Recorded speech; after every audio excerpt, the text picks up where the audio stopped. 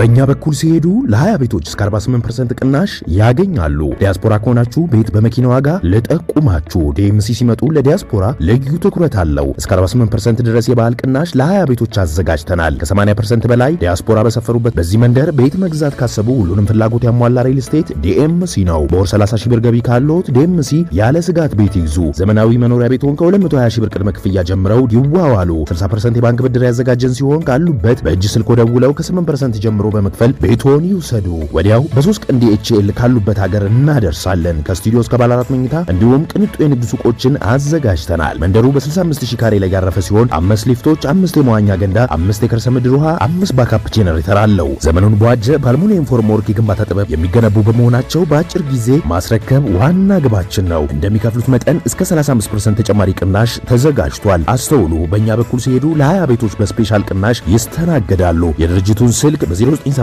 883434 በ0988 885656 ብለው ቢደውሉ መረጃ ያገኛሉ።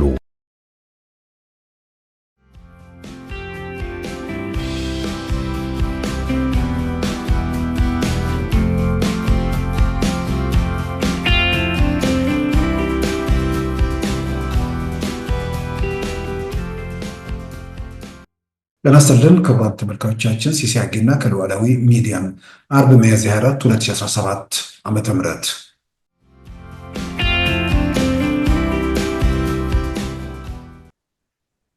እና አገሪቱ ያለችበት ሁኔታ አካባቢ ላይ ያለው ሁኔታ የሚቃኝ የሚገመግም ሰው ለምናልባት የሚባል ሰፊ ዝግጅት ኢትዮጵያ ውስጥ እየተካሄደ መሆኑን በግልጽ እያየን ነው።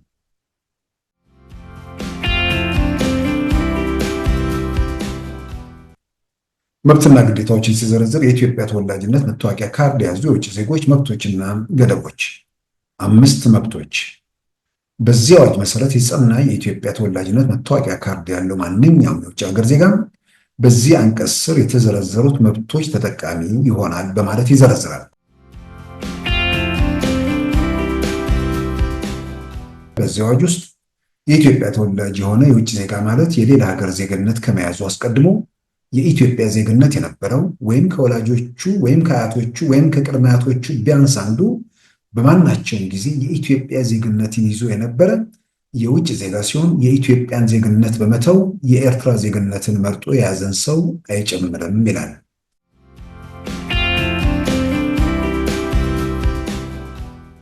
ይልቅ ክብርን ገፍቶ ነውር ጌጡ ሆነው ቃሊቲ ላይ ስንቅ ሲያቀብሏቸው ምናይበት ጊዜ ሩቅ ላይሆን ይችላል። ክብርን ከገፋ ውርደትን ለማጣጣም ከወሰነ አንድ አካል የሚያንቀዠቅዠው ነገር ካለ ያንን እንግዲህ ማስተዳደር ነው።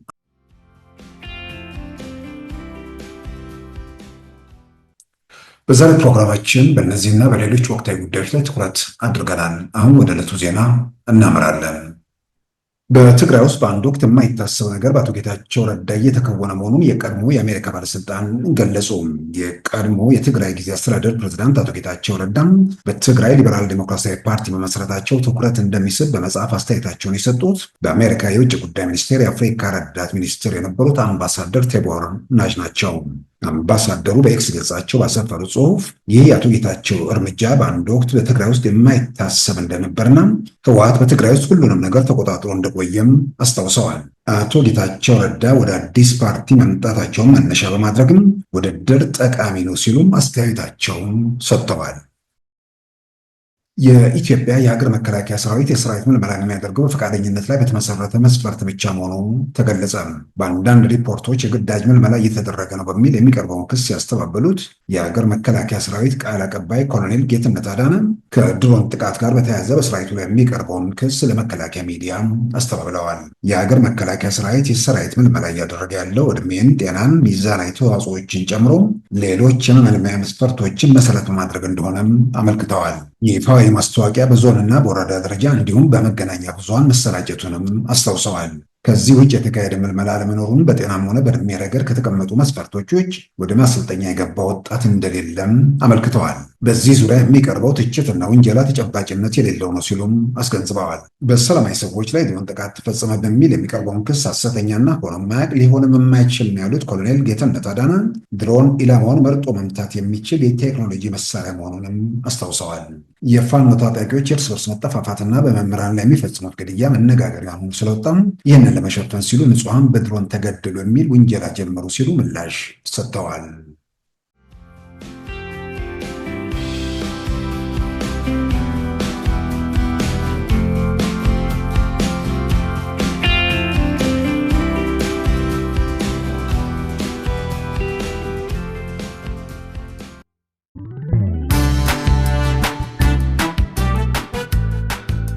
ሉዓላዊ ሚዲያን ይደግፉ። ስራዎቻችንን ለብዙ እንድናደርስ ሰብስክራይብ፣ ሼር፣ ላይክ በማድረግ ሉዓላዊ ሚዲያን ያጠናክሩ። እውነትን እንዘግባለን፣ ኢትዮጵያዊነትን እናቀነቅናለን። መድረኩ ግን ለሁሉም አመለካከት ክፍት መሆኑን እናረጋግጣለን። ሉዓላዊ ሚዲያ።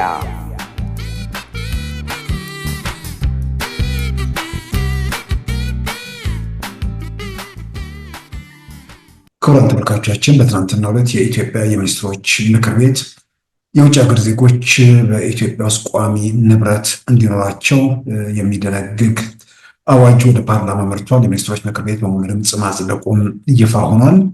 እንግዲህ ምናልባት ኢትዮጵያ ውስጥ የውጭ ሀገር ዜግነት ያላቸው ኢትዮጵያውያን ይህ አዋጅን በተመለከተ ምን ትርጉም አለው ለእነሱ የሚሉ ጥያቄዎች በአንዳንድ ማህበራዊ መድረኮች ላይ የተነሱ ነገሮችን ተመልክቻለሁ። በሌላም በኩል ደግሞ ከዚህ በፊት በኢትዮጵያ ቀድሞ ስርዓት በህወሓት ጊዜ ወጣ የኢትዮጵያን ዜጎችን የተመለከተ መመሪያና ወይ ደግሞ አዋጅ ስላለ ይሄኛው በዋናነት ኢትዮጵያውያንን ሳይሆን የውጭ ሀገር ዜጎችን በኢንቨስትመንት በከፍተኛ ደረጃ እንዲሰማሩ እስካሁን ድረስ በሪል ስቴትም ሆነ በተለያየ መንገድ የሚሰማሩ ማለትም ቤት፣ ቋሚ ንብረት የሚባለው መኖሪያ ቤት፣ ህንፃዎች፣ እነዚህ የመሳሰሉትን የተፈቀደው ለኢትዮጵያን ብቻ ነበር። ከአሁን በኋላ ግን የውጭ ሀገር ዜጎችን በዚሁ መስክ እንደሚሰማሩ የሚጠቁመው እርግጥ ነው። ወደ ፓርላማው ተሄዶ ፓርላማው ማጽደቅ ይጠበቅበታል። ይጸድቃል ተብሎም እንግዲህ ይገመታል። ምናልባት የኢትዮጵያ ውስጥ በ1994 ዓ.ም በህወሓት ዘመን የወጣ አንድ ህግ አለ። ያ ህግ የውጭ ሀገር ዜግነት ያላቸውን ኢትዮጵያንን በኢትዮጵያ ውስጥ መብት ተጠቃሚ እንዲሆኑ የሚደነግግ አዋጅ ነው። በዚያ አዋጅ ላይ ከሌላው የውጭ ሀገር ዜጋ በተለየ ኢትዮጵያ ውስጥ የተወለዱ ሰዎች ኢትዮጵያ ውስጥ ቤት፣ ቋሚ ንብረት ማለትም በህንፃም ይሁን በግል ቤትም የመሳተፍ መብት እንዳላቸው በግልጽ አስቀምጦ ነበርና ያ አዋጅ እስካለ ድረስ አሁን የውጭ ዜጎችን በተመለከተ የወጣው መመሪያ ለትውልደ ኢትዮጵያኖቹ ወይ ደግሞ የውጭ ሀገር ዜግነት ለያዙት ኢትዮጵያን በተለየ ምን የሚሰጠው ጠቀሜታ የሚለውም በተወሰነ ደረጃ ያው መነጋገሪያ መሆንም አለበት ብዬ አምናለሁ። ከአዋጁ አንጻር ምንድነው ቋሚ ንብረት የሚለው እስከዛሬ ድረስ ሪል ስቴቶች የውጭ ኩባንያዎች ገብተው ይሰሩ አልነበረም ወይ? ምን አዲስ ነገር አለ? ምንስ ያለ ህግ ነበረው የሚሰሩት የሚሉም ጥያቄዎች ሲነሱ ተመልክቻለሁ። እርግጥ የውጭ ኩባንያዎች አሉ። የውጭ ኩባንያዎች ከኢትዮጵያን ጋር በአጋርነት የሚሰሩበት ነው። ንብረትነቱን በዋናነት የሚያስተዳድሩት ኢትዮጵያን መሆናቸውን የሚገልጹ ነገሮች ናቸው ያሉት። ምናልባት እንግዲህ አሁን የትኛውም የውጭ ሀገር ኩባንያ ከኢትዮጵያን ጋር ሽርክና ሳይፈጠር ኢትዮጵያ ውስጥ ኢንቨስትመንት በማለት ቋሚ ንብረቶችን፣ ህንፃ፣ በሪል ስቴት በየትኛውም መስክ ተሰማርቶ ስራውን መስራት የሚችልበት ሁኔታ እንደሚፈጠር የሚገልጽ ነገር ነው እና ቀደም ሲል ከወጣው አዋጅ አንጻር ለውጭ ሀገር ዜጋ ላላቸው ኢትዮጵያውያን ምን የተለየ የሚፈይደው ነገር አለ? ኦልሬዲ አስቀድሞ መብታቸው ተከብሮ የተረጋገጠ ነገር ስለሆነ ይሄኛው ሙሉ በሙሉ የውጭ ሀገር ዜጎችን የሚመለከት ነው የሚለው ያስኬዳል። ነገር ግን ደግሞ በሌላ በኩል ዋስትና ያልነበረው ነገር ደግሞ መሆኑን በግልጽ የሚታወቅ ነው። ያኛው አዋጅ በትውልደ ኢትዮጵያውያን ማለትም ኢትዮጵያ ውስጥ የተወለደ አዋጁ ላይ ያለ እሱን በዝርዝር እናዋለን።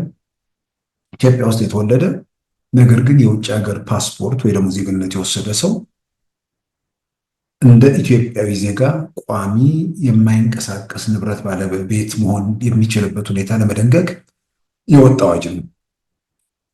ያንን መብት ለማግኘት እነማን ይችላሉ የሚለውን በግልጽ የተቀመጠ ነገር አለ። ያስቀመጧቸው ነገሮች ውስጥ ኢትዮጵያ ውስጥ የተወለደ ከወላጆቹ ወይ ከአያቶቹ አንዱ ኢትዮጵያዊ ከሆነ በሚል በዝርዝር የተቀመጡ ነገሮች አሉ። እዛ ላይ ክልከላ የሚያደርገው ይሄ መብት ኤርትራዊ ወደ ኤርትራዊነት ዜግነታቸውን የቀየሩትን አይጨምርም።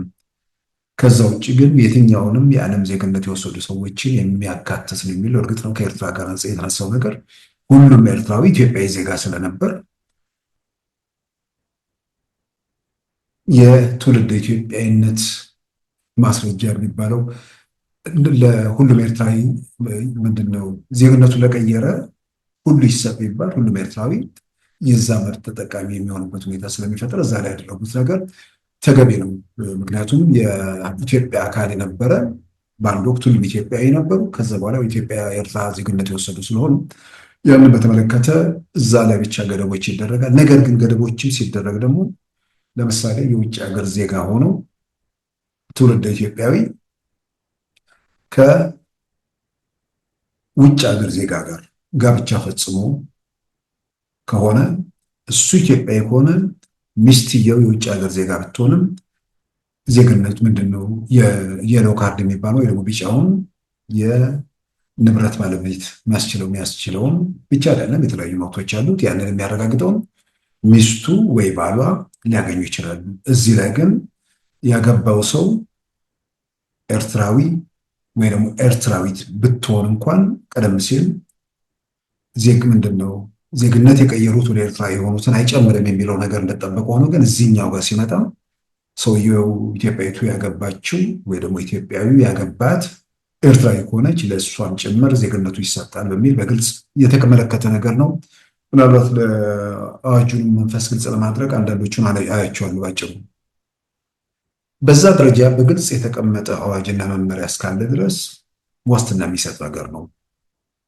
ስለዚህ አሁን የወጣው አዋጅ ምን ለትውልድ ኢትዮጵያዊ ወይ ደግሞ የውጭ ሀገር ፓስፖርት ለያዙ ሰዎች ምን የተለየ ነገር ያመጣል የሚል ለሚነሳው ነገር ምናልባት እንደ ዋስትና የሚታይ ነገር ሊሆን ይችላል ተብሎ ይወሰዳል። አንድ አሜሪካዊ ወይ ደግሞ ደቡብ አፍሪካዊ ዜጋ የማይንቀሳቀስ ንብረት ባለቤት መሆን የሚችልበት አዋጅ ከተደነገገ በኋላ ኢትዮጵያ የሆነ ሰው ኢትዮጵያ የተወለደ ትውልድ ኢትዮጵያ ወረቀት የያዘ ሰው ለባዕዳን የተፈቀደው መብት እሱ የሚያጣበት የሚከለከልበት የሚገደብበት መብት ስለማይኖር እንደ ዋስትና ይወሰዳል። ከዋስትና አንጻር የሚነሳው ነገር ምንድነው? አስቀድሞ ይህ አዋጅ በ1994 ጥር ወር ከጸደቀ በኋላ የዛሬ 23 ዓመት ነው። ትውልድ ኢትዮጵያዊ እንደ ኢትዮጵያዊ ይቆጠራል። የሚገደበው በግልጽ የተቀመጠ ገደብ ያለው በፖለቲካ ውስጥ መሳተፍ አይችልም፣ መመረጥ አይችልም የሚል ነው። ከዛ ውጭ ግን ይችላል ነው፣ መብቱ ነው። ይሄ በግልጽ ከተቀመጠ በኋላ 2009 ዓመተ ምህረት ላይ ሲደርስ በ2009 ዓመተ ምህረት የባንክ መመሪያ ወጣ። ያ የባንክ መመሪያ ምንድን ነው? በኢትዮጵያ ባሉት ባንኮች ውስጥ በወቅቱ የነበሩት ኢትዮጵያ ውስጥ የነበሩ ባንኮች ወደ 16 ባንኮች ናቸው። እዛ ውስጥ አክሲዮን ያላቸው የውጭ ሀገር ዜጎች ድርሻቸውን ሸጠው ከባንኮቹ መልቀቅ አለባቸው የሚል መመሪያ ወጥቶ ያ መመሪያ እስከ ሰኔ 2009 ዓ.ም ተግባራዊ መሆን አለበት የሚል ትዕዛዝ ወጣ። ስለዚህ ባንኮቹ አማራጭ አልነበረምና መስራች የነበሩ ሰዎችን ጭምር የባለቤትነት ወይ ደግሞ የአክሲዮን ድርሻቸውን ሸጠው እንዲወጡ የተገደዱበት ሁኔታ አለ። ይሄ በግልጽ በ1992-94 የወጣውን አዋጅ ቁጥር 207/94 የሚባለው በግልጽ የሚሸጥ ነው። እንኳን በባንክ ላይ የአክሲዮን ድርሻ አይደለም የማይንቀሳቀስ ንብረት የማፍራት መብት እንዳለው በግልጽ ተቀምጦ የሆነ ቦታ ላይ ሲመጣ ያ መብት ተሸረፈ። በዚህም የተነሳ በርካታ መስራች የነበሩ ከፍተኛ ኢንቨስትመንት ውስጥ ያፈሰሱ በግሌ የማውቃቸው ትልልቅ በቢዝነሱ ዓለም ውስጥ የነበሩ ውጭ ሀገር ያሉ ሰዎች እነሱ ሁሉ 2 3 4 ባንክ ውስጥ ቢያንስ 2 3 3 መስራች የነበሩ ተገፍተው እንዲወጡ የተደረገበት ሁኔታ አለ። ስለዚህ ያ አዋጅ እንዳየሩ ጸባይ እየተሸራረፈ ሊሄድ የሚችል ማረጋገጫ ተደርጎ ወይ ደግሞ ስጋት ምንጭ ተደርጎ ይወሰድ ነበር።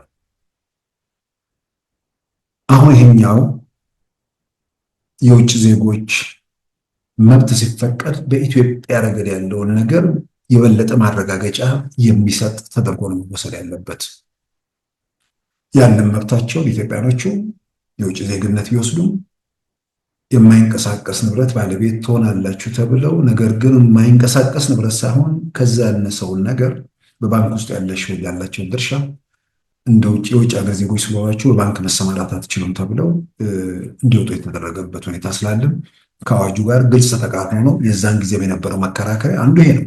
በሌላም በኩል የውጭ ባንኮች እናስገባለን የሚል ቅድመ ሁኔታም የነበረበት ሁኔታ ስለሆነ እንዴት ኢትዮጵያንን ከሂደቱ አስወጥቶ የውጭ ለማስገባት የሚቻልበት ሁኔታ አለ የሚሉ ጥያቄዎች የሚነሱ ነበርና ምናልባት ትላንት የኢትዮጵያ ሚኒስትሮች ምክር ቤት በዚህ ረገድ ያወጣው መመሪያ ምናልባት በዛ ረገድ ጊዜ ጠብቆ በሆነ አጋጣሚ እንደገና መብቶች ሊገደቡ ሊሸረፉ ይችላሉ የሚለውን ስጋት በተወሰነ ደረጃ የቀረፈ ይመስላል። ምናልባት እንግዲህ ለእንትኑም ሚኒስትሮች ምክር ቤት ምንድን ያለው በትናንትናው ዕለት ነው እንግዲህ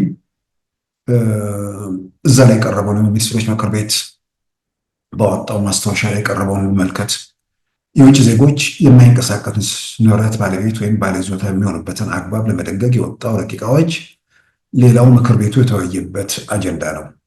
የዜጎችን የመሬቱ ይዞታ ለማግኘትና የመጠቀም መብት በማያጣበብ መልኩ ለውጭ ዜጎች ሕጋዊ አሰራር መዘርጋቱ የውጭ ካፒታል በሀገራችን ስራ ላይ እንዲያውሉ ለማበረታታት የቤት ልማትና ተደራሽነትን ይበልጥ ለማነቃቃት የመኖሪያ ቤት ፍላጎትና አቅርቦት ሚዛን ለማስጠበቅና ለዜጎች የስራ ዕድል ለመፍጠር ትልቅ ጠቀሜታ የሚኖራቸው መሆኑ ምክር ቤቱ በረቂቅ አዋጁ ላይ በስፋት ከተወያየ በኋላ ወደ ህዝብ ተወካዮች ምክር ቤት እንዲተላለፍ በሙሉ ድምፅ ወስኗል ይላል።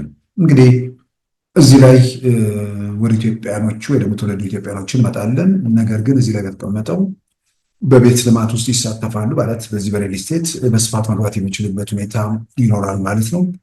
እርግጥ ነው በሪል ስቴት በስፋት የሚገቡበት ሁኔታ ሲፈጠር በርካታ መኖሪያ ህንፃዎችን መገንባት እድሉ ሰፊ ነው። ነገር ግን ሀገር ውስጥ ካሉት ባለሀብቶች ከነሱ ጋር መወዳደር የሚችሉበት ሁኔታ ይፈጠራል ወይ? በሌላም በኩል በዛ ደረጃ የሚመጡ ሰዎች ገበያ ለማረጋጋት ነው ወይንስ በጣም ዘመናዊ የሆኑ ነገሮች ስለሚሰሩ መወር አቅም ላላቸው ሰዎች የሚያደርጉት ነው? አቅም ላላቸው ሰዎች የሆነው አካል የሚሰራ እኮ ደግሞ ሌሎቹ በሌላው ላይ ሊያተኩሩ ስለሚችሉ በዚህም ረገድ አስተዋጽኦ ሊኖር ይችላል። ግን ከፍተኛ ኢንቨስትመንት ይዘው ሲመጡ ሀገር ቤት ያሉት ሊዳክሙ ይችላል ወይ? ይህንን በመንግስት ደረጃ በደንብ ጥናት ተደርጎበት ወደዚህ ሁኔታ እንደተገባም ይታመናል። እንግዲህ በዋናነት ከዚህ አዋጅ ጋር ተያይዞም ትውልደ ኢትዮጵያዊ የውጭ ሀገር ዜግነት ወስደው ነገር ግን ደግሞ ኢትዮጵያ ምድር ስለተወለዱ ልዩ መብት ይገባቸዋል በሚል በህወሓት ዘመን በ1994 የወጣው አዋጅ ምን መብቶችና ምን ገደቦች ያስቀምጥ እንደነበር እሱን ማየቱና አሁን ካለው ነገር ጋር አያይዞ መመልከቱ ተገቢ ይመስለኛል። አንዳንድ ነጥቦች አሉ እዛ ላይ። የኢትዮጵያ ተወላጅ የሆኑ የውጭ ዜጎችን በትውልድ ሀገራቸው የተለያዩ መብቶች ተጠቃሚ ለማድረግ የወጣ አዋጅ ይላል። አዋጅ ቁጥር 270/1994 የኢትዮጵያ ተወላጅ የሆኑ የውጭ ዜጎችን በትውልድ ሀገራቸው የተለያዩ መብቶች ተጠቃሚ ለማድረግ የወጣ አዋጅ የኢትዮጵያ ተወላጅ የሆኑ በርካታ የውጭ ዜጎች ከትውልድ ሀገራቸው ጋር ያላቸው ግንኙነት ተጠናክሮ እንዲቀጥል የሚፈልጉ መሆናቸውን በመገንዘብ እነዚህን የውጭ ዜጎች ተለይተው አንዳንድ የመብት አጠቃቀሞችን የሚመለከቱ የሕግ ገደቦች ቢነሱላቸው ለሀገሪቱ እድገትና ለወገኖቻቸው ኑሮ መሻሻል የበኩላቸውን አስተዋጽኦ እንደሚያደርጉ በመታመኑ የኢትዮጵያ ፌዴራላዊ ዲሞክራሲያዊ ሪፐብሊክ ሕገ መንግስት አንቀጽ 55(1) መሰረት የሚከተለው ታውጇል በማለት በአዋጁ የተቀመጡ ነገሮችን ይዘረዝራል። በዚህ ላይ የተቀመጠው አዋጁ ጠቅላላ ድንጋጌ ላይ ነው እንግዲህ ዋናው ነገር ያለው። አጭር ርዕስ ይላል። ይህ አዋጅ የኢትዮጵያ ተወላጅ የሆኑ የውጭ ዜጎችን በትውልድ ሀገራቸው የተለያዩ መብቶችን ተጠቃሚ ለማድረግ የወጣ አዋጅ ቁጥር 27/1994 ተብሎ ሊጠቀስ ይችላል። የቃሉ አገባብ ሌላ ትርጓሜ የማይሰጠው ካልሆነ በስተቀር በዚህ አዋጅ ውስጥ የኢትዮጵያ ተወላጅ የሆነ የውጭ ዜጋ ማለት የሌላ ሀገር ዜግነት ከመያዙ አስቀድሞ የኢትዮጵያ ዜግነት የነበረው ወይም ከወላጆቹ ወይም ከአያቶቹ ወይም ከቅድመ አያቶቹ ቢያንስ አንዱ በማናቸውም ጊዜ የኢትዮጵያ ዜግነትን ይዞ የነበረ የውጭ ዜጋ ሲሆን የኢትዮጵያን ዜግነት በመተው የኤርትራ ዜግነትን መርጦ የያዘን ሰው አይጨምርም ይላል። መብትና ግዴታዎችን ሲዘረዝር የኢትዮጵያ ተወላጅነት መታወቂያ ካርድ የያዙ የውጭ ዜጎች መብቶችና ገደቦች 5 መብቶች። በዚህ አዋጅ መሰረት የጸና የኢትዮጵያ ተወላጅነት መታወቂያ ካርድ ያለው ማንኛውም የውጭ ሀገር ዜጋ በዚህ አንቀጽ ስር የተዘረዘሩት መብቶች ተጠቃሚ ይሆናል በማለት ይዘረዝራል። 1. ወደ ኢትዮጵያ ለመግባትና ኢትዮጵያ ውስጥ ለመቆየት እንዲሁም ለመኖር የመግቢያ ቪዛና የመኖሪያ ፈቃድ እንዲኖረው አይጠየቅም። 2. በዚህ አዋጅ አንቀጽ 6(2) የተመለከተው እንደተጠበቀ ሆኖ የስራ ፈቃድ እንዲያወጣ ሳይገደድ በኢትዮጵያ ውስጥ ተቀጥሮ መስራት ይችላል። 3. አግባብ ባለው የጥሮታ ሕግ የውጭ ዜጎች መብት ተጠቃሚ እንዳይሆኑ የሚገድበው ድንጋጌ ተፈጻሚ አይሆንበትም ይላል። 4. የሕገ መንግስቱ አንቀጽ 43 እንደተጠበቀ ሆኖ የማይንቀሳቀስ ንብረትን በባለቤትነት በሚመለከተው በፍትሐ ብሔር ሕግ አንቀጽ 390-393 የተመለከቱት ገደቦች አይመለከቱትም ይላል። በሕገ መንግስቱ አንቀጽ 40 ላይ በግልጽ የተቀመጠው የንብረት መብትን የተመለከተ ሲሆን ንዑስ አንቀጽ 3 ላይ 40 ንዑስ አንቀጽ 3 ላይ ደግሞ የተመለከተው የመሬት ባለቤትነትን የተመለከተው የመሬት ባለቤትነትን በተመለከተ የመንግስትና የህዝብ ነው፣ አይሸጥም፣ አይለወጥም በሚል በግልጽ ተቀምጧል። ይህንን ለኢትዮጵያዊ ዜጋ ጭምር ማለትም ፓስፖርት ላልቀየረውም ኢትዮጵያዊ ዜጋ ጭምር ስራ ላይ ዋለ ስለሆን የተለየ ነገር አይደለም። ማንም መሬት መሸጥ መለወጥ አይችልም የሚል ነገር በግልጽ የተቀመጠ ነገር ነው። በህገ መንግስቱ ላይ በግልጽ ያለ ነገር ስለሆነ እንግዲህ እዚህ ጋር ትውልደ ኢትዮጵያዊ በዚህ ረገድ ምንም ገደብ እንደሌለበት የሚያሳይ ነው። 5. እንደ ሀገር ውስጥ ባለሀብት መቆጠር ከፈለገም በሀገሪቱ ኢንቨስትመንት ህግ መሰረት ለሀገር ውስጥ ባለሀብት በተፈቀዱ ኢንቨስትመንት መስኮች መሳተፍ ይችላል። እንግዲህ ለሀገር ውስጥ ባለሀብት የሚባል የካፒታል ጣሪያ ራሱ ገደብ አለ። በፊት ካልተሳሳትኩ ግማሽ ሚሊዮን ነበር። አሁን ምን ያህል እንደደረሰ አላውቅም። ከዛ በታች ያለውን ነገር ውስጥ የውጭ ባለሀብቶች መሳተፍ አይችሉም ነው። የውጭ ፓስፖርት ቢዝም ኢትዮጵያ ከሆነ ግን የትኛውም ገደብ ሳይደረግበት መሳተፍ ይችላል የሚልም መብት ይሰጥ ነበር ሳይሆን አሁንም መብቱ አለ። በኋላ የባንኩ የምናምን የተገደበ ቢሆንም። 6. የኢኮኖሚ የማህበራዊና የአስተዳደራዊ አገልግሎቶችን በመጠቀም ረገድ የውጭ ዜጎች ላይ በህግ በመመሪያ ወይም በአሰራር ልምድ የተጣሉ ገደቦችና የሚደረጉ ልዩነቶች አይመለከቱትም። ገደቦቹ ምንድን ናቸው? ትውልደ ኢትዮጵያዊ ሆነው እንደ ኢትዮጵያዊ ዜጋ ሁሉንም ነገር ያገኛል። የተገደበው ደግሞ ምንድን ነው የሚለውን እዚህ ጋር ያስቀምጣል። ከሌላው ኢትዮጵያዊ የኢትዮጵያ ፓስፖርት ከያዘ ወይም የሌላ ሀገር ዜግነት ከሌለው ኢትዮጵያዊ በተለየ ትውልደ ኢትዮጵያውያን ወይ የሌላ ሀገር ፓስፖርት የያዙ የሚገደቡት ገደቦች በዚህ አዋጅ አንቀጽ 5 የተደነገገው ቢኖርም የኢትዮጵያ ተወላጅነት መታወቂያ ካርድ የያዘ የውጭ ሀገር ዜግነት ያለው ሰው 1. በማናቸውም የመንግስት ደረጃ በሚካሄድ ምርጫ የመምረጥና የመመረጥ መብት አይኖረውም። 2. በማናቸውም የሀገር መከላከያ፣ የሀገር ደህንነት ወይም በውጭ ጉዳይና መሰል የፖለቲካ መንግስት መስሪያ ቤቶች በመደበኛነት ተቀጥሮ መስራት አይችልም።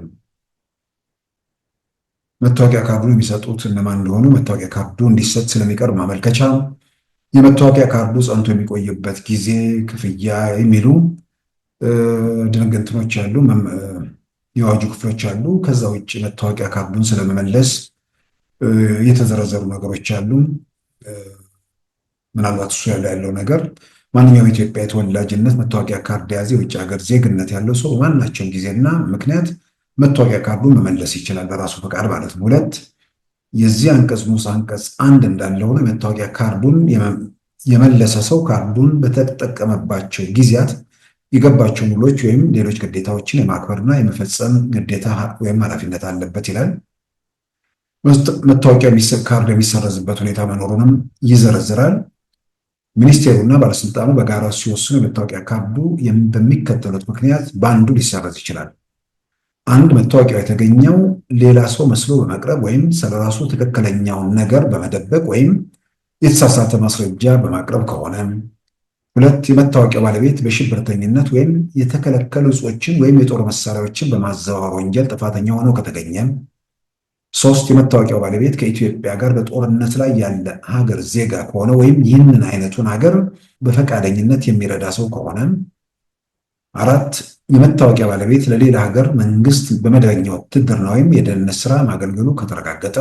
መታወቂያውን ይዞ መቆየቱ ለህዝብና ለሀገር ጥቅም ተገቢ ያለመሆኑ ከተረጋገጠ። በእነዚህ ምክንያቶች መታወቂያው ሊወሰድበት ወይ ደግሞ መብቱ ሊያጣ እንደሚችል ተዘርዝሯል። ከዛ የተፈጻሚ ስለማይሆኑ ህጎች የመተባበር ግዴታ፣ ደንብና መመሪያ ስለማውጣት እያለ ይቀጥልና አዋጁ የሚጸናበት ጊዜ ይላል። ይህ አዋጅ ከጥር 28 1994 ጀምሮ የጸና ይሆናል። አዲስ አበባ ጥር 28 1994 ግርማ ወልደ ጊዮርጊስ ፕሬዝዳንት ይላል። ይሄ አዋጅ በ1994 የዛሬ 23 ዓመት የወጣ አዋጅ ነው። ቀደም ሲል እንዳልኩት ይህ አዋጅ ከወጣ በኋላ የቋሚ የማይንቀሳቀስ ንብረት ጭምር ኢትዮጵያን ያንን መብት እንዲያገኙ የሚደነግግ አዋጅ ከወጣ በኋላ ግን በኋላ ላይ ደግሞ በ2009 ዓ.ም የባንኮች ውስጥ ያሉ ትውልደ ኢትዮጵያን ወይ ደግሞ የውጭ ሀገር ፓስፖርት ያሉ ኢትዮጵያን እዛ ውስጥ ያላቸውን አክሲዮን ሽጠው እንዲወጡና ባንኮቹ በዜግነትም በትውልድም ኢትዮጵያን ለሆኑ ብቻ እየተፈቀደ መሆኑን የሚገልጽ መመሪያ ወጥቶ ነበርና ያ አዋጅን የሚቃረን መመሪያ በመሆኑ በወቅቱ ጥያቄ ተነስቶበት እንደነበር ይታወሳል። እንግዲህ ይህንን በሆነ በኩል መብት ሊገደብ ያ ምንድነው የተወሰነ ዋስትና የመስጠት ነገር ነው ለሰው። ለምሳሌ በተለያየ መንገድ መኖሪያ ቤት ለመስራት የሚፈልጉ በተለያየ መንገድ ኢንቨስትመንት ውስጥ መግባት የሚፈልጉ ሰዎች ልክ ባንክ ውስጥ እንዳላቸው ሀብትና ንብረት ከአሁን በኋላ የውጭ ሀገር ዜጋ ስለሆናችሁ አይመለከታችሁም፣ ቤታችሁን ሽጣችሁ ውጡ ወይ ደግሞ ሪል ስቴታችሁን እንትን ብላችሁ ውጡ የሚል ነገር ከመጣ እንዲህ አይነት ስጋት ሊኖር ስለሚችል ይሄኛውን አዲሱ የወጣው ህግ ግን የኢትዮጵያ መንግስት እንዲህ አይነት ህግ ውስጥ ዓለም አቀፍ ወይ ደግሞ ለሁሉም ክፍት ሲያደርግ የውጭ ሀገራት ዋስትና ይዘው ነው የሚመጡት። ዋስትና የሚይዙት ከኢትዮጵያ መንግስት ብቻ ሳይሆን የኢትዮጵያ መንግስት ይህን ውል ካፈረሰ ከዛ ጋር ተያይዞ የሚመጡ አስቸጋሪ ሁኔታዎችን ሊኖሩ ይችላሉ። ከዓለም አቀፍ የገንዘብ ተቋማት ከተለያዩ ወገኖች ጋር የሚያያዙ ነገሮች ስላሉ ይህ አዋጅ መውጣት በዛ ነገር ጥርጣሬ ስጋቱ ስላሉ ትውልደ ኢትዮጵያንም ጭምር አስተማማኝ ምላሽ የሚሰጥ እንደሆነ ይታመናል። እንግዲህ ትውልደ ኢትዮጵያዊ የውጭ ሀገር ፓስፖርት ያላቸው የተገደቡት ያው በቲፒኤልኤፍ ጊዜ በወጣው ህግ መመረጥ በሀገሪቱ የጸጥታ ተቋማትና ከፍተኛ የኃላፊነት ቦታዎች ውስጥ መስራት አለመቻልም። ከዛ ውጭ ግን ኢትዮጵያ ውስጥ ስራ ለመስራት ሲፈልጉ የውጭ ሀገር ዜጋ የስራ ፍቃድ ያስፈልገዋል። ትውልደ ኢትዮጵያዊ ግን የስራ ፍቃድ አያስፈልገውም። በአዋጁ በብዙ መልኩ ትውልደ ኢትዮጵያዊ የሆኑ ዜጎችን ለመጥቀም በደንብ ተጠንቶ የተሰራ አዋጅ እንደሆነ ይታመናል።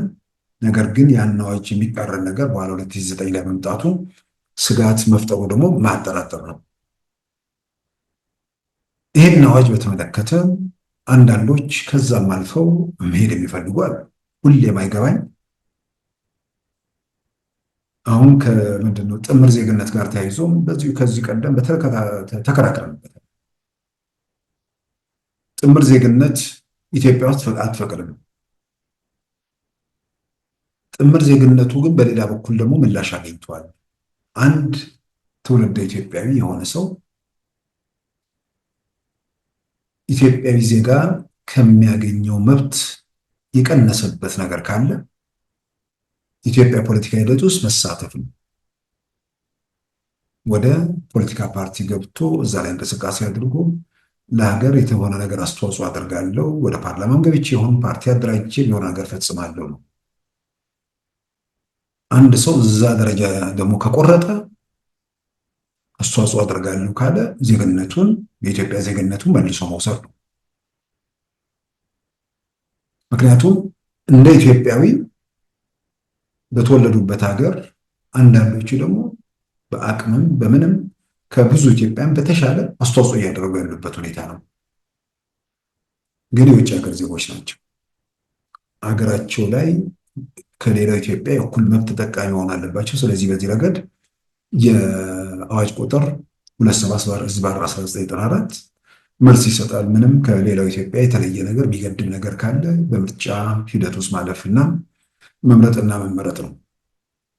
መቼም ለመምረጥ ያን ያህል የሚንገበገብ ሰው አለ ብዬ አላምንም። ለመመረጥ ደግሞ ወደ ፖለቲካ ስልጣን ለመሄድ ከፈለገ አንድ ሰው ምክንያቱም ትርጉም ያለው ስራ ለመስራት ወስኗል። ያው የውጭ ዜግነቱን ትቶ ለምርጫ ምንድነው መንግስታዊ ስልጣን መንግስታዊ ኃላፊነት ለስልጣን ፍቅርም ይሁን ለሀገር አስተዋጽኦ ለማድረግ የሚሆን ወደዛ ሂደት ውስጥ ከገባ ዜግነቱን መተው ብዙ የሚጎዳ ነገር አይመስለኝም። አንድ ሰው እዛ ደረጃ ከወሰነ። ከዛ ውጭ ግን በዜግነት ማግኘት የሚገባቸውን ሌላው ኢትዮጵያ የሚያገኘው መብት የሚገድብ ነገር አለመሆኑ በአዋጁ ላይ በግልጽ ተቀምጧል። ግን አዋጁ በየጊዜው እየተሸራረፈ ችግር እንዳይፈጥር እንዲህ አይነት የሌሎች የውጭ ዜጎችን ጭምር ዋስትና የሚሰጥ ነገር ደግሞ መምጣቱ በብዙ መልኩ ነገሮችን ለመመለስ ማስተካከልም ይረዳል ተብሎ ይታመናል። ይሄ ነገር ሲመጣ ያው አገሪቱ ላይ ያለው ከዚህ ከዓለም አቀፍ በዚህ በንግድ እንቅስቃሴ በምናምን ውስጥ ወይ ደግሞ የውጭ ኢንቨስተሮች በባንክም በምንም በተለያየ መንገድ ወደ ሀገር ቤት መግባት የሚችሉበት ሁኔታ ያው የውጭ ኩባንያዎች የውጭ የተለያዩ ድርጅቶች ሀገር ቤት እንዲገቡ ተፈቅዷል። ምናልባት እንግዲህ ኢትዮጵያ ውስጥ ያለው ኢኮኖሚ ሁኔታ ወይ ደግሞ ነገሮችን አጥንተውን ብለው በሂደት በዓለም አቀፍ ደረጃ በትልቅ ከተሞች ውስጥ ያሉ ሬስቶራንቶች ሊሆኑ ይችላሉ፣ ሌሎች ሱፐርማርኬቶች ሊሆኑ ይችላሉ። የተለያዩ እንትኖች ሊገቡ የሚችሉበት እድል ይኖራል። ቀላል ገበያ አይደለም። 100 ሚሊዮን ህዝብ ያለበትም 100 ሚሊዮን ህዝብ ቢኖርም ኢኮኖሚካሊ ደግሞ በደንብ አብዛኛው በደህንነት ቢኖርም ደግሞ በኢኮኖሚ በጣም የተደራጁ ሰዎችም ያሉበት ሀገር ነው። በተለያየ መንገድ እያየን ነው። አውሮፓ የአውሮፓን አላውቅም፣ የአሜሪካ ከተሞች ላይ የሚነዱ ዘመናዊ መኪኖች በብዛት የሚነዱበት ከተማ ነው። እነ ቴስላን አዲስ አበባ ላይ ማየት ቴስላን ብቻ ሳይሆን የቴስላውን ሳይበር ትራክን አዲስ አበባ ላይ ማየትም አንዲሁን እንደዚህ መኖሩ የሚታይ ነገር ነው። ስለዚህ ኢኮኖሚካሊ ስንት ናቸው ምናምን የሚል ጥያቄ ሊነሳ ይችላል። ግን በተለያየ መንገድ እንደምናየው ገበያውን የተወሰነ ገበያ መሸከም የሚችል ኢኮኖሚ እንዳለ ስለሚታይ የተወሰኑ የውጭ ኩባንያዎች ማለት የንግድ የምናምኖች ይገባሉ ተብሎ ይጠበቃል። በብዙ መልኩ በሩ ተከፋፍቷል። ስለዚህ ውድድሩን ሀገር ውስጥ ያሉ ኩባንያዎች ይችሉታል፣ ይቋቋማታል ወይ? እሱን በተመለከተ እንግዲህ በባንኮች ረገድ ያለውን ነገር ባንኮቹ ሰብሰብ ብለው የሚመጣውን ፈተና እንዲቋቋሙ ሀሳብ ምክር እየተሰጠ መሆኑን እናውቃለን። ኢትዮጵያ ወደ ዓለም ባንክ ወደ ዓለም ንግድ ድርጅት ለመግባት እየተንደረደረች ስለሆነች ከሚጠየቁ ቅድመ ሁኔታዎች አንዱ በብዙ መልኩ ክፍት መደረግ ያለባቸው ነገሮች ስለሆኑ ለዛ ኢትዮጵያ በከፍተኛ ደረጃ እየተንደረደረች መሆኑን የሚያሳይ ነው። ስለዚህ የውጭ ኢንቨስተሮች ማለትም የውጭ ዜጎች ኢትዮጵያ ውስጥ በቋሚ ንብረት ባለቤት መሆን መብት ጋር ተያይዞ እንግዲህ ምናልባት ከተማ ውስጥ አሁን ትልቁ ግዙፍ ፕሮጀክት የሚባለው ጫካ ነው። ያው ብዙ ጊዜ መንግስትም በየመድረኩ በየአጋጣሚው ተናገረ። አንዳንዴ የኢትዮጵያ ነገር የሚገርመው የሆነ ሰው መጀመሪያ ከተናገረ በኋላ እዛ እሱ ነገር ተጣብቆ ይቀራል። አሁን ከሰዎች ጋር ስናወራ አሁን ኢትዮጵያ ፖለቲካ በጣም አስቸጋሪ ነው። አስቸጋሪ የሚለው ገልጾ አላውቅም። አስገራሚው ደግሞ አሳዛኝ ብዬ ገልጹ እንትልጓለሁ። ምንድነው መከራከሪያው ምናምን ሲያልቅ የእጁ ደብተራ ታሪክ ይመጣል። ቀኔው ሲያልቅበት ቀረርቶ ጨመርበት። ይሄ ደግሞ እንደዛ በግልባጩ ወደ ቀረርቶ ባይሄዱ መጨረሻ ላይ ልማት ምን ያደርጋል ወደሚል ነገር ውስጥ ይገባል። ቀጥታ ልማት ምን ያደርጋል ወደሚል ነገር አለ የሚካሄደው። ቀጥታ ልማት ምን ያደርጋል ለማለት ሳይሆን ግዙፍ ቤተ መንግስት ለኢትዮጵያ ምንድን ነው የሚጠቅመው? ጫካ የሚባል ግዙፍ ቤተ መንግስት ጫካ የሚባል ግዙፍ ቤተ መንግስት አለመሆኑን እኮ ጠቅላይ ሚኒስትሩ የካቢኔ አባላትን ሰብስበው ይዘው ሄደው ሲያስጎበኙ በኢትዮጵያ ቴሌቪዥን ታየ፣ በተለያዩ መድረኮች ተገለጸ። ራሱን የቻለ ከተማ ነው እየተሰራ ያለው እዛ ቦታ ላይ እና በርካታ አሁን ሪል ስቴቶቹ በስፋት ገብተው ምናልባትም አሁን አዲስ አበባ ላይ ያም አዲስ አበባ ነው፣ ግን ምንድነው ከከተማዋ ወጣ ብሎ የሚታይ ጋራ ላይ ያለ ቦታ ነው። እዛ ቦታ ላይ በለጠ አቅም ያላቸው ሰዎች በተለይ ውጭ ሪል ስቴቶች ገብተው ግዙፍ እና ዘመናዊ ያልጥ አፓርትመንቶች ምናምን ይሰራሉ ተብሎ ይጠበቃል። ያንን ለመሸፈን እዛ ደግሞ ሲሰራ የማይንቀሳቀስ ንብረት ባለቤትነት ለሚሰሩት ሰዎች ብቻ ሳይሆን ቤቱን የሚገዙትም ሰዎች የውጭ ዜጎች ሊሆኑ ይችላሉ። ሀብት ያላቸው ሰዎች ደግሞ ኢትዮጵያ አየር ጸባይ በተወሰነ ደረጃ ሊጠቅማቸው ይችላል። በሮዶ ስለሚኖሩ አውሮፓና አሜሪካ ላሉት የታህሳስ የምናምን ጊዜ ምናልባት ሀገሪቱ ሰላሟ በደንብ ከተረጋገጠ ነገሮች እንትን ካሉ ወደ አዲስ አበባ መጥተው በተለይ ጫካ አካባቢ ላይ ዘመናዊ ቤት ይኖራቸዋል። እዛ ማረፍ የሚችሉበት ሁኔታ ሊፈጠር ይችላል። አረቡ ዓለም አካባቢ ያሉት ደግሞ በሙቀቱ ሰዓት ወደ አዲስ አበባ ሊመጡ የሚችሉበት ሁኔታ ነው። ስለዚህ የሚሰሩም የሚገዙም ግዙፍ ኩባንያዎችና ሀብት ያላቸው ሰዎች በኢትዮጵያ ውስጥ በከፍተኛ ደረጃ መንቀሳቀስ የሚችሉበት ሁኔታ ስለሚፈጠር ጫካ ከተማ ነው። በተደጋጋሚ የተገለጸ ራሱን የቻለ ከተማ ምናልባት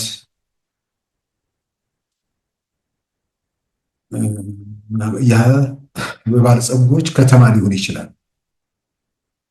በርካታ ሚኒስቴር መስሪያ ቤቶች ምናምን ተቋማቱ ወደዛ ሊሄዱ እንደሚችሉ በተለያየ መንገድ ከወጡ መረጃዎች ያየናቸው ነገሮች አሉ። ግን ቤተመንግስት አይደለም። ቤተመንግስቱ አንዱ ክፍል ሊሆን ይችላል። እስካሁን ቤተመንግስት በአጋጣሚ ጎብኝቼዋለሁ። ቤተመንግስት የሚባል ነገር አላየሁም። ቀጥታ ከቦሌ ወደዛ የሚወስድ መንገድ እየተጠረገ ነው። ከቦሌ ወደዛ የሚወስድ መንገድ መጠረግ ብቻ ሳይሆን ከቦሌ ወደዛ በሚኬድበት መንገድ ላይ ደግሞ ራሱን የቻለ ትልቅ ከተማ ደግሞ መሀል ላይ የሚፈጠር ነገር አለ። አዲስ አበባን በቅርብ ጊዜያት ውስጥ ብዙዎቻችን መረሳት እንችላለን ማለት ነው። ብዙ ነገር እየተሰራ ነው። ብዙ ነገር እየተለወጠ ነው እና የኢንቨስተሮች ማለት የውጭ ባለሀብቶች ኢትዮጵያ ውስጥ የቋሚ ንብረት ባለቤት ይሆናሉ ሲባል የሚሰሩት ብቻ ሳይሆን የሚገዙም ባለጸጎች ይመጣሉ። ያው እነሱ ሲመጡ ደግሞ ተያይዞ የሚመጡ ነገሮች ያሉ። ገንዘብ አለ። ገንዘብ ያለ ሰው እንደዚህ እንትን ማለቱ ምንም የሚጎዳ ነገር የለውም። ሀብት ወደ ኢትዮጵያ መግባቱ የሚከፋ ነገር አይደለም። ተያይዞ የሚመጡ ችግሮች ምናምን፣ ክፍተቶች፣ ጉድለቶች ሀገር ውስጥ ያለው ባለሀብት ላይ የሚያደርጉ ጫናዎች ይህንን ብዙ የመስኩ ባለሙያዎችን ጋር መንግስት የመከረ አጠገቡም ደግሞ በርካታ ባለሙያዎች እንዳሉ በግልጽ የሚታወቅ ነገር ነው። ያን መሰረት አድርገው እንደሚሄዱ ይታመናል። ስለዚህ የውጭ ዜጎች የቋሚ ንብረት ባለቤትነት ጋር ተያይዞ ባለው ነገር ላይ እንግዲህ ኢትዮጵያኖችን ትውልድ ኢትዮጵያንን ሞር ተጨማሪ ዋስትና የሚሰጥ ነገር እንደሆነ ነው እንግዲህ አጠቃላይ ሁኔታው ገምግሞ መረዳት የሚቻለው። በሌላ በኩል ደግሞ ምናልባት የተሟላ መረጃ ባለመያዝ ምንድነው ጥምር ዜግነት ጋር ተያይዞ የሚያነሱ ሰዎችም ምናልባት የሚከለክለው መንግስት ምንድነው ምርጫ ውስጥ ገብቶ መሪ ወይ ደግሞ የሆነ ነገር ለመሆን መሳተፍን ብቻ ነው የሚከለክለው እና በዛ ረገድ ጥምር ዜግነቱ ያን ያህል በግሌ ሁሌም ማነሳው ነገር ነው። ያን የሚሉ ሰዎችም አንገብጋቢ አድርጎ ሊወስዱት አይገባም እና ከትናንት ከወጣው ሕግ ጋር ተያይዞ ያሉትን ነገሮች እንግዲህ በተመለከተ የተወሰኑ መረጃዎችን ለመፈንጠቅም ጉዳዩ መወያ እንዲሆንም ለማንሳትም ነው እንግዲህ በዚህ በኩል የተወሰኑ ነጥቦችን ያነሳሁት። በሌላ በኩል አንድ በመጨረሻም የኢትዮጵያ ሀገር መከላከያ ሚኒስቴር ቃል አቀባይ ኮሎኔል ጌትነት የሰጡት መግለጫ አለ። ሰሞኑን በማህበራዊ ሚዲያ በከፍተኛ ደረጃ በየቦታው እንትን የሚለው ነገር የኢትዮጵያ መንግስት የግዳጅ ወታደር ምልመላ በከፍተኛ ደረጃ እያደረገ ነው የሚል በየቦታው የሚወጡ ነገሮች አሉ። የግዳጅ ምልመላው የሚባለው ነገር ከመምጣቱ በፊት የመከላከያ ሚኒስቴር የማስታወቂያ አውጥቶ ነበር። በዜና ደረጃ እኛም ሸፍነናል። በየክልሉ በየወረዳው ምናምን የተለጠፈ ማስታወቂያ ነው። በተለያየ መስኮች በኢንጂነሪንግም፣ በተራ እግረኛ ወታደርነትም፣ በጤና መስክ እንደዚህ መሳተፍ የምትፈልጉ ብሎ መስፈርት አውጥቶ 1 2 3 ብሎ ያስቀመጣቸው እንትኖች አሉ። በዛ መሰረት ወታደሮች እየተመለመሉ መሆኑ ስንሰማ ነበር። ሰሞኑን የግዳጅ ምልመላ ነው የሚል ነገር በጣም አየሩን ተቆጣጥሮታል። ለዛ ይመስለኛል ኮሎኔል ጌትነት አዳነ መጥቶ መግለጫ ሰጥተዋል ለመከላከያ መገናኛ ብዙሃን። ምልመላ የሚደረገው ማንም ሰው መጥቶ ልመዝገብ ቢል እንኳን አይመዘገብም። የጤና መስፈርት አለ፣ ሌሎች መስፈርቶች አሉ። እነዛን መስፈርቶች ማሟላት አለበት አንድ ሰው ለመመዝገብ። ስለዚህ እነዛን አሟልተው የሚመጡ ሰዎች ካሉ ይመዘገባሉ። ከዛ ውጭ ለግዴታ ምናምን የሚል ነገር ከየት የመጣ ነው የሚል ምላሽ ሰጥተዋል። በሌላ በኩል ከድሮን ጥቃት ጋር ተያይዞ የሚነሳው ነገር የተለመደ ነገር መሆኑን ገልጸዋል። የመዋሸት የተለመደ ቅጥፈት እንደሆነ አንስተው በእውቀት ማነስ በግንዛቤ ማነስ ሲዋሹ ድሮኑን ከነ ፓይለቱ ጣል ነው ብለው በአንድ ወቅት የገለጹበትን ሁኔታ አንስተዋል። ድሮን ሰው አልባ በራሱ የሚንሳፈፍ በሪሞት ኮንትሮል የሚቆጣጠሩት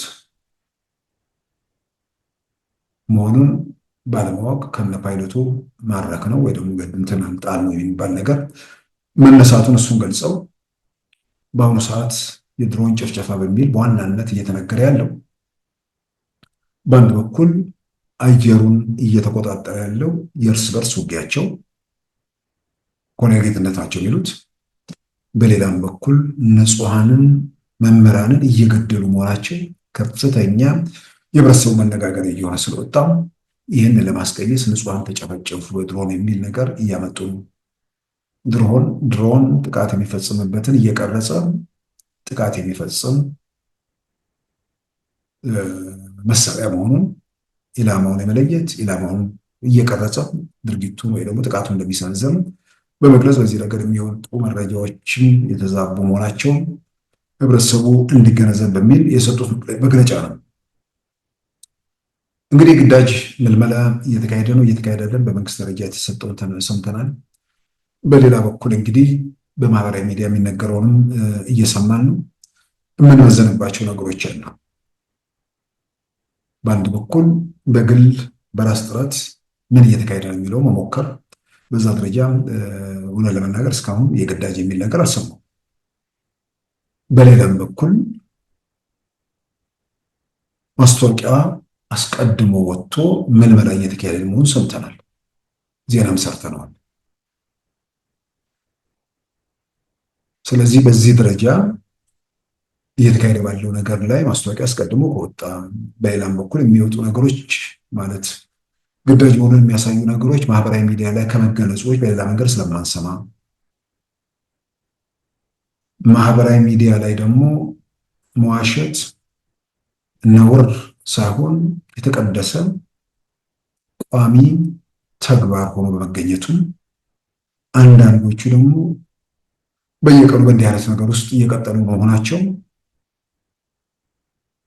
ለተቃውሞ መገለጫ የሚመስሉ ነገሮችን ሁሌ ስለሚጠቀሙ በጋዜጠኝነትም በለው በአክቲቪስትነትም በለው ዋናቸውን መንገድ የሚወጡት አንዳንዶቹ በቋሚነት ታማኝነታቸውን ጥያቄ ውስጥ ያስገቡ ስለሆኑ በእነሱ በኩል የሚመጣ ነገር ላይ የተወሰኑ ጥያቄዎች፣ ጥርጣሬዎች መምጣታቸው የሚጠበቅ ነው። አንዳንድ የሚገልጹ መገናኛ ብዙሃንም ተባለ አይነት ነገር ውስጥ ነው ያሉት። ከህብረተሰቡ በስልክ ተደውሎ የሚገለጽ ነገር እንዳለን ሰምቻለሁ። በግዳጅ እየተመለመለን የሚሉት በግዳጅ እየተመለመሉ መሆናቸው እንግዲህ ይህንን ማረጋገጥ በጣም በጣም ወሳኝ ነው።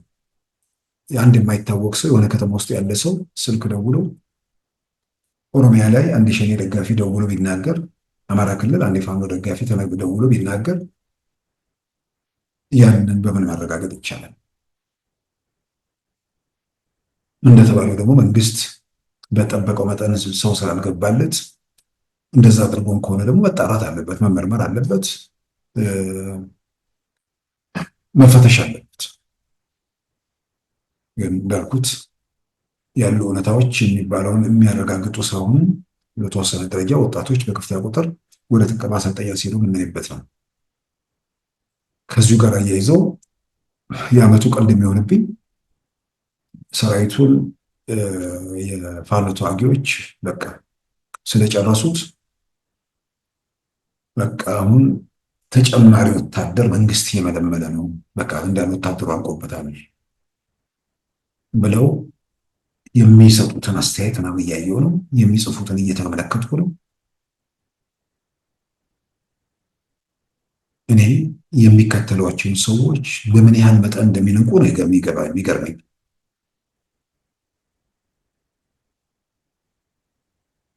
የሚጨርስ የሚወጋ የሚያሳድድ እኮ እየሸሸ አይደለም፣ አድራሻው እየጠፋ አይደለም። ፎቶ መነሳቱ ሁሉ ቀርቶ የት እንዳሉ ማወቅ ተስኖን ድሮ በከተማ ሲያልፉ ፎቶ ተነስተው ዛሬ ይህንን ከተማ ብለው የማያድሩበትን ከተማ ብዙ ጊዜ ያዘን ሲሆን ስለምናስታውስ ዛሬ በከተማ ማለፍም ተከልክሏል። እንግዲህ እንደምንረዳው የት ሆነ? ይልቁንም እየሰማን ያለ ነው የእርስ በርስ ፍልሚያ ውስጥ ነው። አንዱ ሌላውን ለመደፍጠጥ፣ አንዱ ሌላውን ለመፍጀት ነፃ አውጭነት ነው ወይስ ይህን እንቅስቃሴ በተመለከተ ድጋፍ የሚያደርገው ኃይል ተስፋ ስለቆረጠ ስለተሰራቸ አብሮ ሲጓዝ የነበረው ከሀዲዱ ላይ በፍጥነት እየወረደ በመገኘቱ ምናልባት አንደኛውን ቡድን ጨፍልቀን አንደኛችን ገዝፈን ብንወጣ መልሰን እንሰበስበው የሚመጣውንም ገንዘብ በብቸኝነት ልንቆጣጠረው እንችላለን ተብሎ በእንደዛ ታስቦ ይሆን ወይ የሚል ጥርጣሬ አለኝ። ባጭሩ በተስቦ ነው ወይስ በምን በወረርሽኝ ነው? በምን ወታደሩን እንትን ትሉት? ኮቪድ ነው የለቀቃችሁበት? መቼም ጥይት ተተኩሶ ሊሆን አይችልም።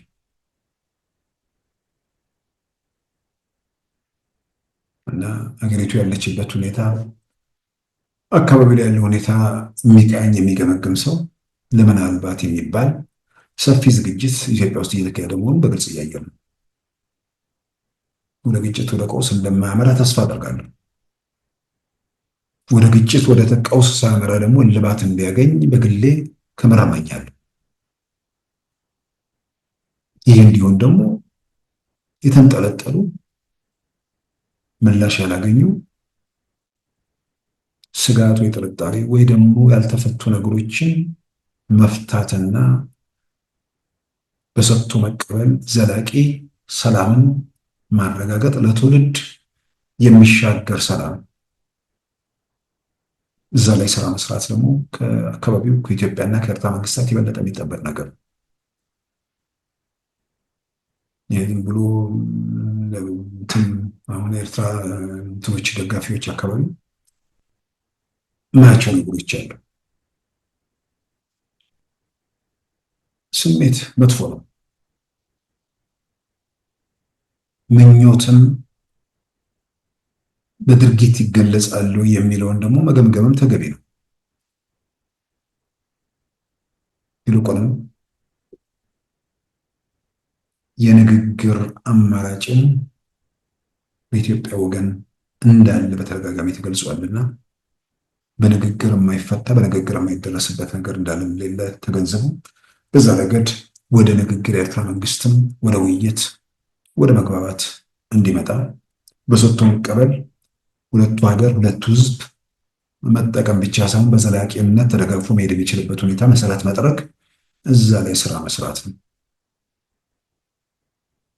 ፋኖ ስለተኮሰ፣ ሸኔ ስለተኮሰ፣ ህወሓት ስላኮረፈ ስንቱን ቀውስ፣ ስንቱን ፈተና፣ ስንቱን እሳት አልፈን ዛሬ ሌላ ምዕራፍ ውስጥ ነን። ለመናገር ዛሬ የትኛውም ኮሽታ የትኛውም ነገር በኢትዮጵያ ህልውና በመንግስት ህልውና ላይ አደጋ ፈተና ምናምን የሚባለው ነገር ተረት ሆኖ ቀርቷል። ነገሮች በፍጥነት ተለዋውጠዋል። እንዲለዋወጡ ተሰርቶበታል፣ መስዋዕትነት ተከፍሎበታል። የኢትዮጵያ ጸጥታ ተቋማት በይበልጥ በኢትዮጵያ ሀገር መከላከያ ሰራዊት በመስዋዕትነቱ በደሙ ዛሬ ከስጋት ከፍርሃት ከጭንቀት ከፈተና ኢትዮጵያን ታድጎ ነገን ወደ ተሻለ ምዕራፍ የምትሄድበት መሰረት ያስቀምጧል። ስለዚህ የትኛውም በየሰፈሩ ጅራፍ የሚያጮህ ኖረ አልኖረ ኢትዮጵያ ላይ ያለውን ነገር ለመለወጥ የሚችልበት ሁኔታ የለም። ይህ ትላንት ላይ የቆመ የዶክተር ደብረጽዮን ቡድን የሚያመጣው ነገር በኢትዮጵያ ውስጥ የለም። ይልቅ ክብርን ገፍቶ ነውር ጌጦ ሆነው ቃሊቲ ላይ ስንቅ ሲያቀብሏቸው የምናይበት ጊዜ ሩቅ ላይሆን ይችላል። ክብርን ከገፋ ውርደትን ለማጣጣም ከወሰነ አንድ አካል የሚያንቀዠቅዠው ነገር ካለ ያንን እንግዲህ ማስተዳደር ነው። አንድ ጥሩ ነገሩ ነፃ ውጭ የህዝብ ተሟጋች ምናምን ይባል የነበር ኃይል ነፃ ውጭ ሳይሆን የህዝብ ተሟጋች ሲሆን ህዝብን መከራ፣ ፍዳ፣ ስቃይ፣ መከራ ውስጥ የከተተ መሆኑ ዛሬ ትግራይ ህዝብ ከማንም በላይ በደንብ ተገንዝቦ እየተጋፈጣቸው እየተቃወማቸው የሚገኝበት ሁኔታ ነው። ስለዚህ ኢትዮጵያ ውስጥ ባሉ ነገሮች ተበረታቶ ወይ ተጽናንቶ ኢትዮጵያ ላይ የሆነ ነገር እናደርጋለን ማለት ኢትዮጵያ ውስጥ ያለውን ነገር በተገቢው አለማንበብ ነው። እርግጥ ነው በዚህ በማህበራዊ ሚዲያ ምናምን የሚንጫጫው ምናምን የት ያውቀዋል? የት ኢትዮጵያ ውስጥ ያለውን ነገር የት ይገነዘባል? የኢትዮጵያ ፖለቲካ የኢትዮጵያ ስም ኤርትራኖችን ይጨምራል ማለትም ምንድነው ኤርትራን ህልውና እንትን እያልኩ አይደለም። ያው የምንጋራቸው ነገሮች ስላሉ ምኞታችንን መስማት እንወዳለን። ምኞት መስማት እውነት አይደለም። የሆነ ያኮረፉ ሰዎችን በየቀኑ እየሰማችሁ ኢትዮጵያ ውስጥ ያለው ነገር ደግሞ በግልባጩ መሆኑን ለማስተዋል ሊጋርድባችሁ ይችላል። ስለዚህ ፍራሽ ያወረዱትን ሀዘን ላይ የተቀመጡትን በመስማት ኢትዮጵያ ውስጥ ያለውን ተጨባጭ ሁኔታ ለመገምገም ለመረዳት የሚያስችል አይደለም። ኢትዮጵያ ውስጥ በተጨባጭ ያሉትን አይናቸውን ገልጠው የሚያዩትን የሚመረምሩትን ደግሞ በተወሰነ ደረጃ መከታተሉ ከእውነታው ጋር ያስታርቃል። ስለዚህ ኢትዮጵያ ላይ የሀገር ህልውና የመንግስት ህልውና ጥያቄ ውስጥ ወይ ምናምን ውስጥ የሚያስገባ የለም ብቻ ሳይሆን አይታይም። ምናልባት የሚል ጥርጣሬ የሚፈጥርበት ነገርም የለም እና እውነታው ከሆነ መፍትሄው መነጋገር መሆኑን መገንዘብ በመነጋገር መውጫ ለሁላችንም ይበጃል። በዛ መልኩ መንቀሳቀስ ለሀገራችንም ለአካባቢያችንም ለሁላችንም የሚበጀውና የንግግር አማራጭን ከጥይት ከቀውስ በመለስ ችግሮቻችን በውይይት የምንፈታበት ሁኔታ ላይ ሁሉም የየራሱን ግፊት ማድረግ ኤርትራኖችን የኤርትራ መንግስት ላይ ኢትዮጵያኖችን የኢትዮጵያ መንግስት ላይ ግፊት አድርገን ወደ ሰላም ወደ ንግግር ወደ ውይይት መጥተው ዘላቂ መፍትሄ እንዲመጣ በዛ ላይ ስራ እንዲሰራ አካባቢ የተረጋጋ እንዲሆን ግብፅም ይህ ምንድን ነው የግብፁ ማናቸው አብዱልፈታህ አልሲሲ እንግዲህ ወዲያ የሚሉትን ነገር አልፎ ቢቀመጡ በቃ ተለወጡ እኮ ሰውዬው እኮ እንቅልፍ አጡ። አንዴ ጅቡቲ ነው፣ አንዴ ኤርትራ ነው፣ አሁን ደግሞ ከአልቡርሃን ጋር ነው እና እሳቸውም ማሳረፍ ምክንያቱም በማይሆን ነገር ዝም ብሎ ከሚባክኑ ይልቅ ከኢትዮጵያ ጋር ተነጋግረው በህዳሴው ግድብ ላይ በዘላቂነቱም ላይ ደግሞ የግብፅ ህዝብ የግብፅ መንግስት አይደለም የግብፅ ህዝብ የትኛውም ህዝብ የሱዳን ህዝብ የሶማሊያ ህዝብ የትኛውም ህዝብ ምንድነው ሲያገኝ የነበረው መብት ኢትዮጵያ ጨለማ ውስጥ ሆና እኛ ሁሉ ነገር ብርሃን ይሁንልን ማለት ነው ወንጀል ነው። ኢትዮጵያ ደግሞ ሁሉንም ነገር ለኔ ብላ የነሱ መብት ደግሞ ይገደባልን ብዬ አላምንም። መፍትሄም የሚያመጣ ነገር አይደለም። ስለዚህ ተነጋግረው በዘላቂነት በውይይት መፍታት የሚቻልበት ሁኔታ ላይ መስራቱ ለሁሉም ይበጃል ብዬ አምናለሁ። ክቡራን ተመልካቾቻችን የዛሬ አርብ ሚያዝያ 24 2017 ፕሮግራማችን በዚሁ ተጠናቋል። ጤና ይስጥልን።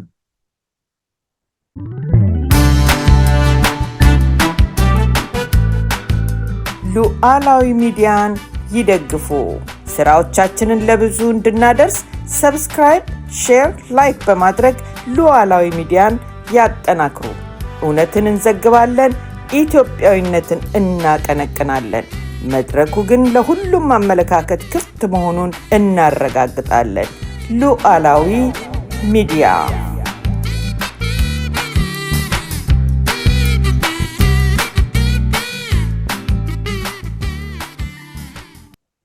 የዛሬ አርብ ሚያዝያ 24 2017 ፕሮግራማችን በዚሁ ተጠናቋል። ጤና ይስጥልን።